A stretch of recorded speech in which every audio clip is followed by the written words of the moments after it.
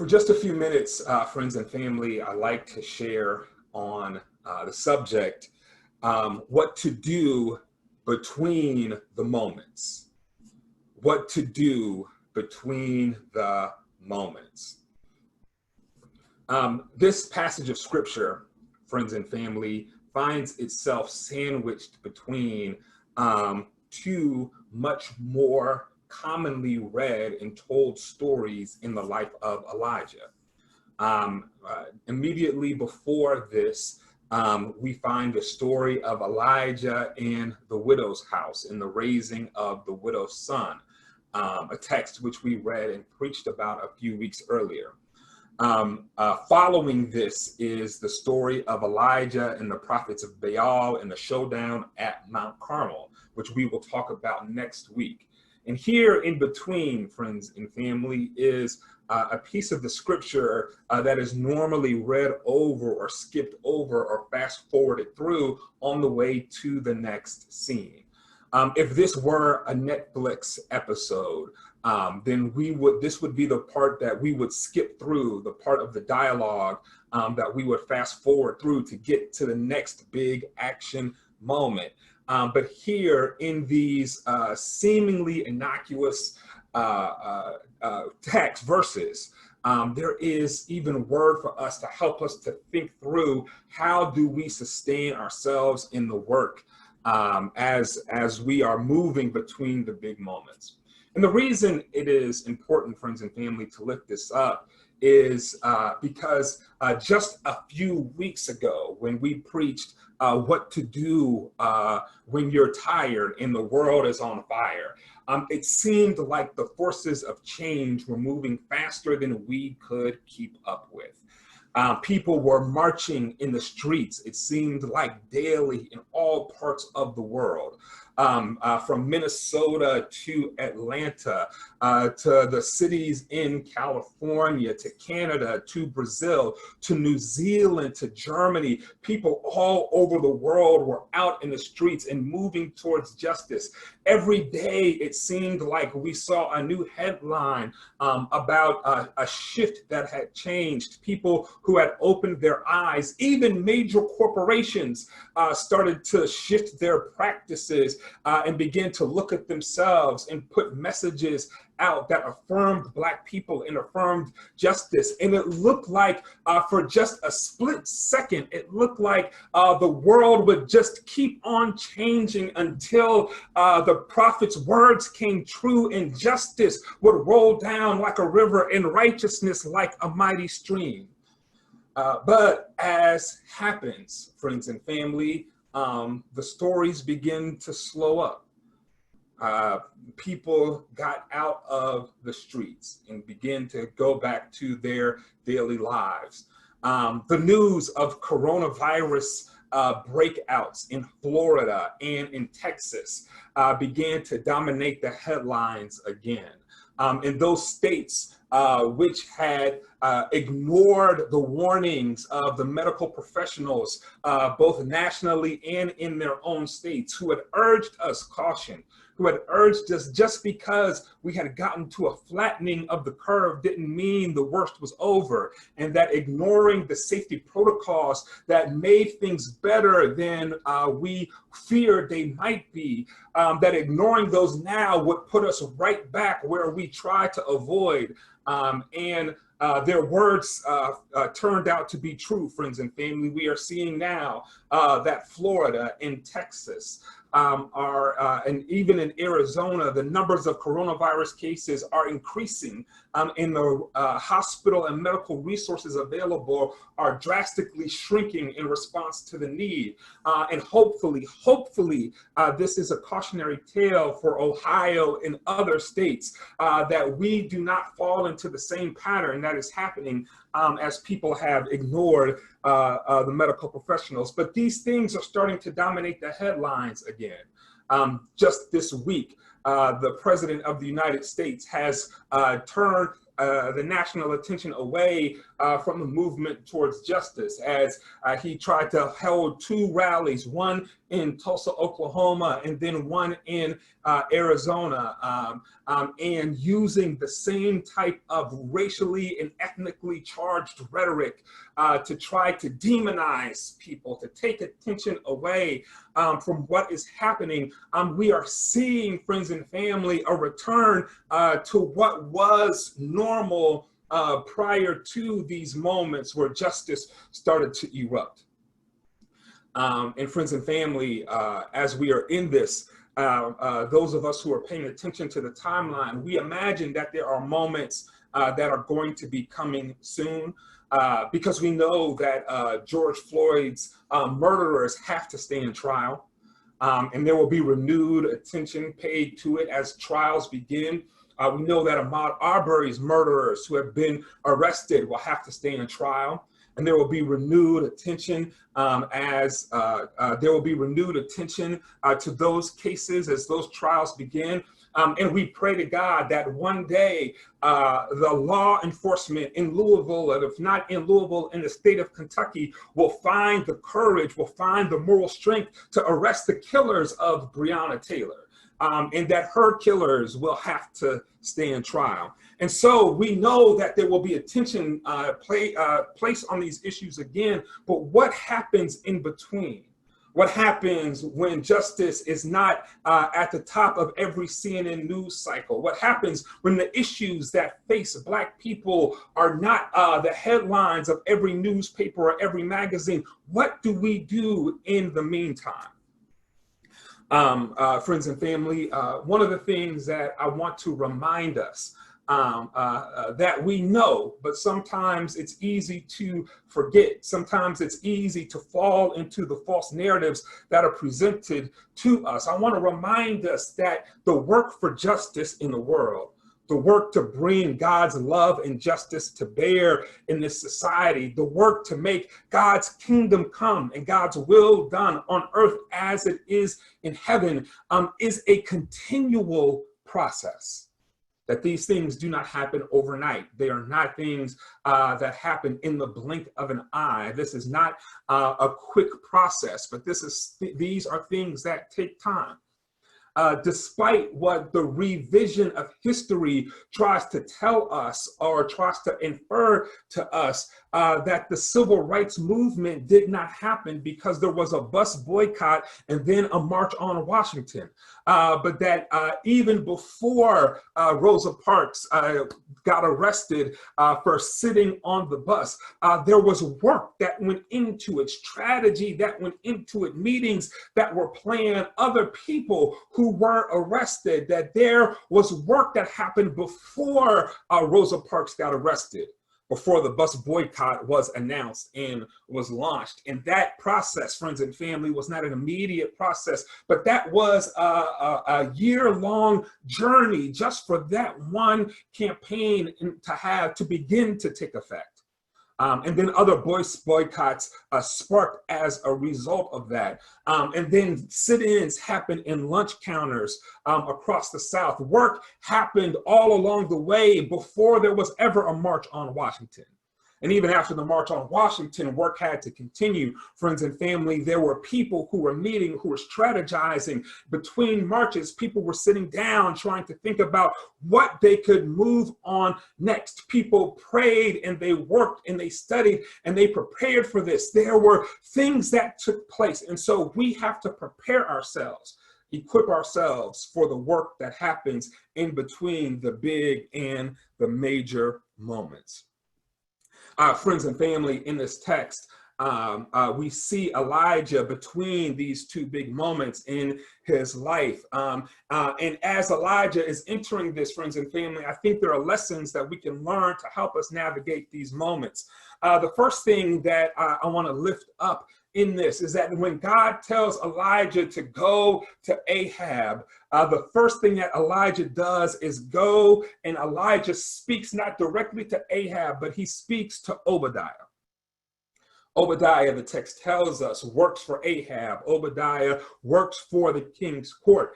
But Obadiah is a man of justice, is a man of righteousness. Obadiah has a heart for God and God's people, so that Obadiah used his position and used his privilege to try to create justice in a place where there was no justice. When Jezebel issued an order to execute all of the followers of Yahweh, all of those who would value justice and speaking out for the least of these over the god of Baal, who used his power to intimidate and bully those who were weak, all of those who would dare speak out for those who were most vulnerable when their life was on the line. Obadiah risked his own life and risked his own position, risked his own privilege to protect the people who were being attacked.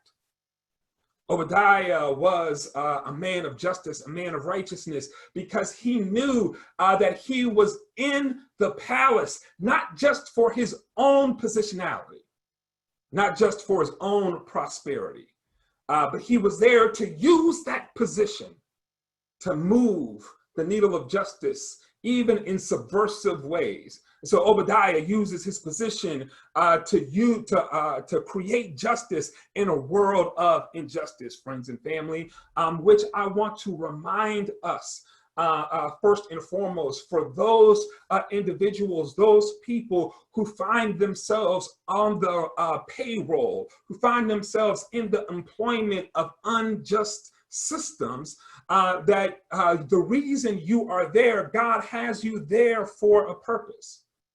That may be like Obadiah in this text, maybe like Queen Esther in another text, maybe that God has you there for such a time as this. That this is not the time to hide. This is not the time to run away from the challenges. This is not the time to close your eyes or shut up your ears. This is not a time to keep your head down. This is a time to ask, what can I do in the places that God has put me?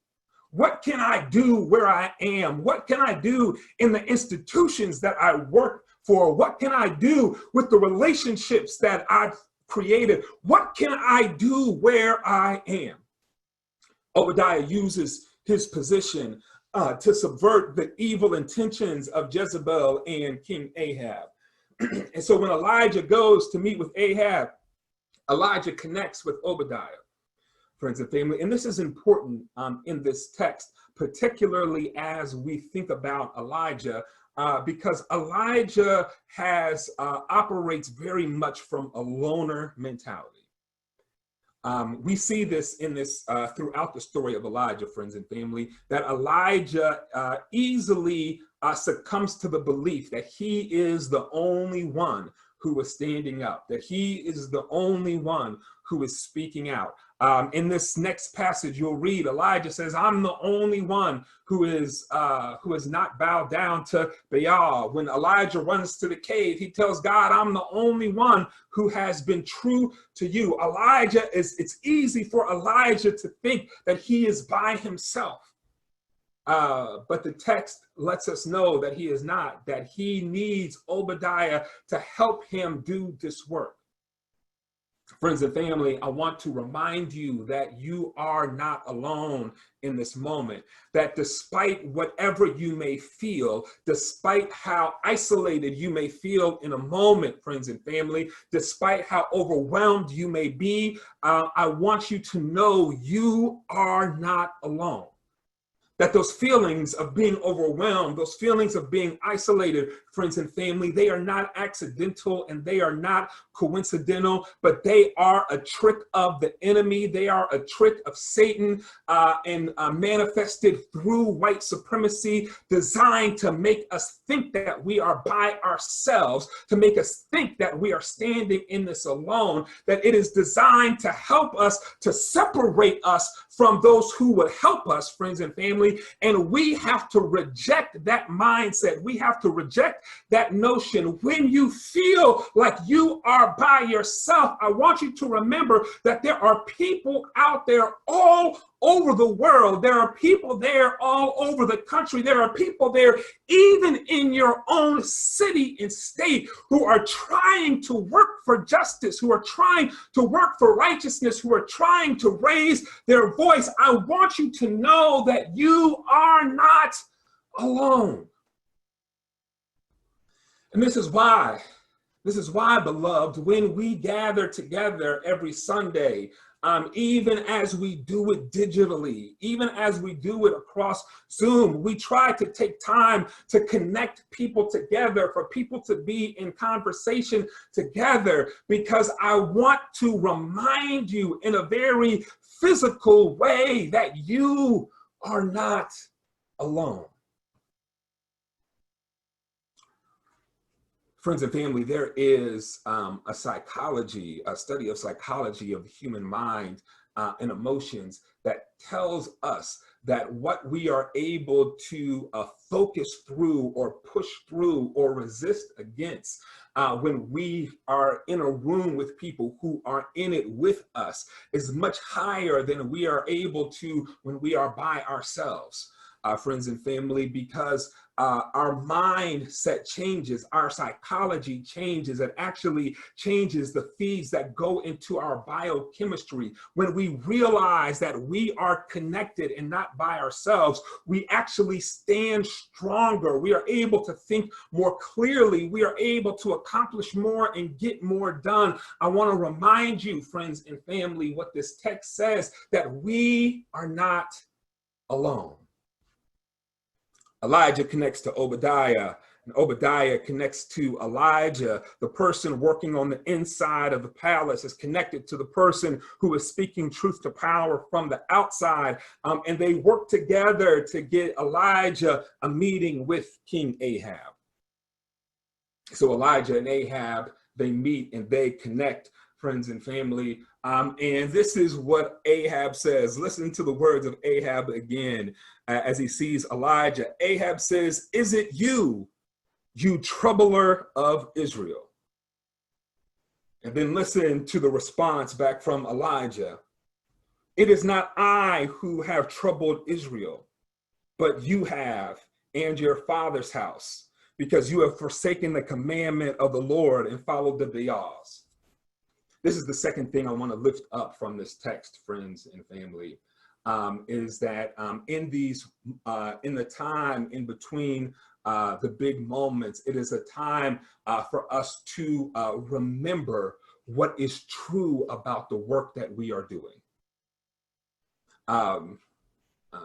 Friends and family, the narrative, the stories that are told are stories that will try to demonize people who are protesting, who are rioting. They will demonize this as being disruptive, as being unhelpful. They will demonize them as being destructive, friends and family. But those same outlets don't cover the injustice in the same way.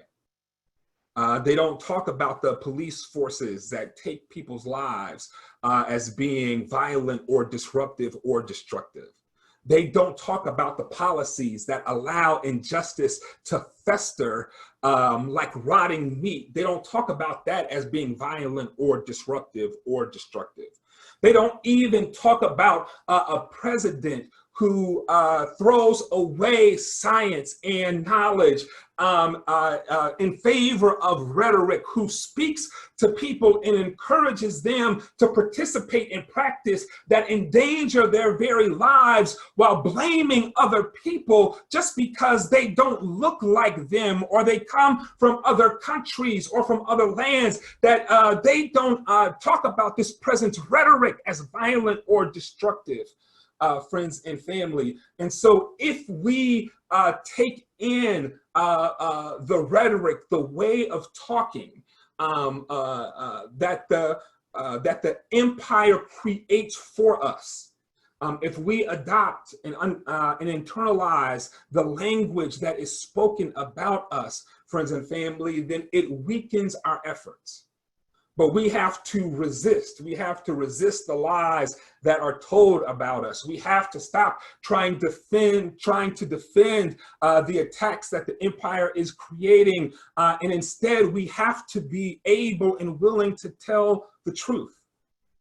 Elijah doesn't give a defense for his actions. He doesn't try to explain away why it was important for him to do what he does. Elijah is in year 3 of a drought that has impacted the land, friends and family. And notice at the beginning of this text, after a 3-year drought, Ahab's concern is not to provide food for those who are the poorest, to make sure that the people who were suffering the most had adequate resources to live. Ahab's concern was about making sure that the horses and the mules had the food that they needed.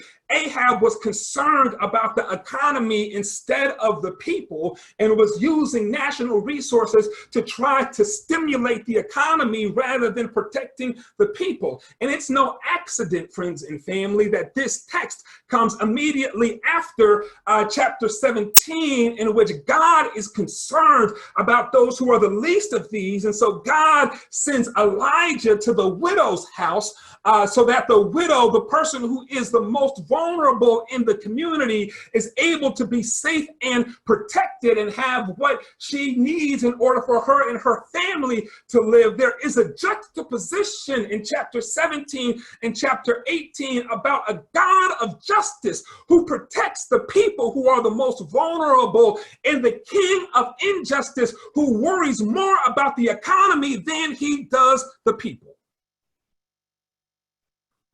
And Elijah, friends and family, Elijah does not internalize the troublemaker label. He does not take that in, but he says, no, it's not me who's the troublemaker. It's your unjust policies. It's the fact that you have taken this nation from being a nation that prioritizes those who are considered the least of these to a nation that seeks to celebrate its strength by taking advantage of those who are the weakest. You have taken this nation from being a nation that creates safety nets to make sure that everybody has what they need, to a nation that takes advantage and takes land away from people for the use of the king and the king's entertainment. You have taken this nation from a nation that uses its resources to make sure that everybody has enough and nobody goes hungry, to a land that stockpiles its resources so that a few people have much more than they need while other people are hungry in the streets. You are the one who has troubled Israel. And somebody ought to say to this president, to this administration right now, you are the one who is causing trouble for America. That you talked about making America great again, but you are the one who is destroying whatever greatness America has been able to try to grasp. That in the middle of a pandemic, when you are trying to take away people's health care, you are the one who is ruining America.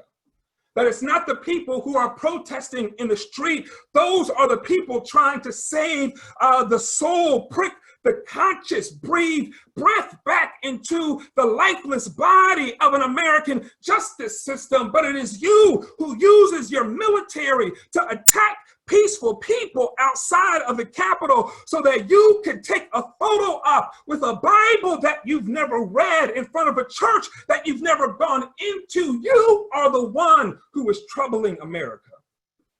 We've got to raise our voice, friends and family. This is no time to be silent. This is no time to equivocate. This is no time to try to find, this is no time to try to defend the indefensible. We have to stand up and find our prophetic voice and say that the God of the universe, the God who created the heavens and the earth, the God of love and justice, will not sit idly by while America tries to say, God bless America on one hand, But while America takes advantage of those who are weaker on the other, that the God of justice will not sit idly by while people try to rush open church doors to bring people back in while not paying attention to the health needs and concerns of the very people who they are trying to get back into sanctuaries. We need to say that God will not sit idly by while we apportion billions upon billions of dollars for a few people to get richer than they've ever been in their lives, while a record number of people are on unemployment and people are struggling to make rent. We've got to say that God will not sit idly by. God won't sit by, friends and family. Elijah says, I'm not the troubler of Israel. You are the troubler of Israel. And then the last thing, friends and family, the last thing that I want to lift up from this text that Elijah says is that Elijah is willing to stand in front of all of the corruption, no matter who is on the other side and who is on Elijah's side.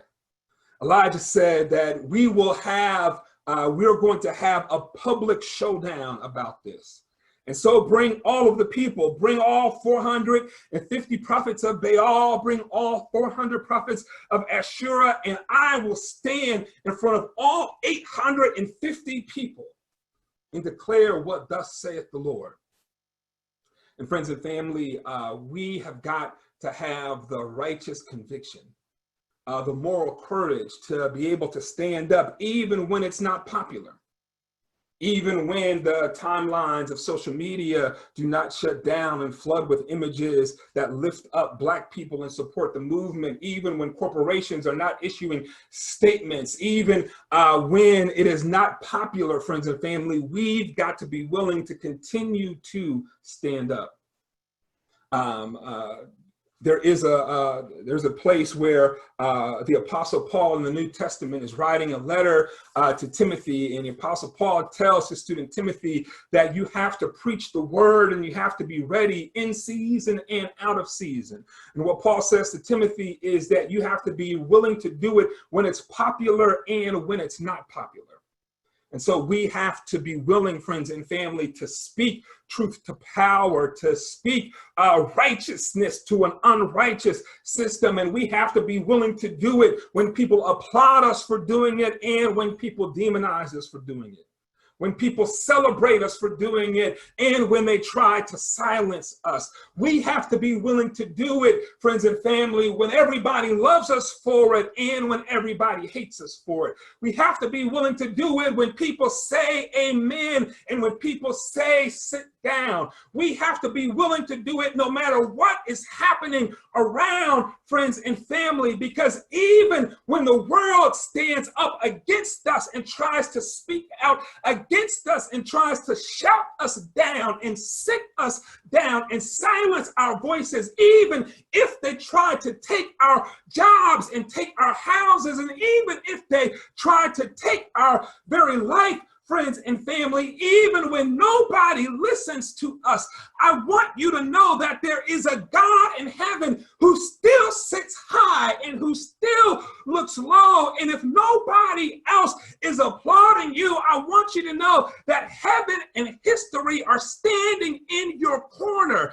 Martin Luther King Jr. said the moral arc of the universe is long, but it bends towards justice. In other words, friends and family, that there is a force of God and of ancestors who have gone before us, who are on your side, who are in your corner, who are cheering you on, even when it seems like that you don't have the support that you would need or you want. I want you to know that there is a God in heaven who is standing with you, who is supporting you. And so you can have strength no matter what the odds. You can have hope no matter what it seems like. That the work we are in, the struggle we are in, friends and family, even when it seems like we don't know how we will win, that God is at work, even when we can't see it. And so we can have the courage, like Elijah, to stand, even if we're standing in front of 850 prophets who are speaking against us. What do we do in the moments? What do we do in the time in between the major moments, friends and family?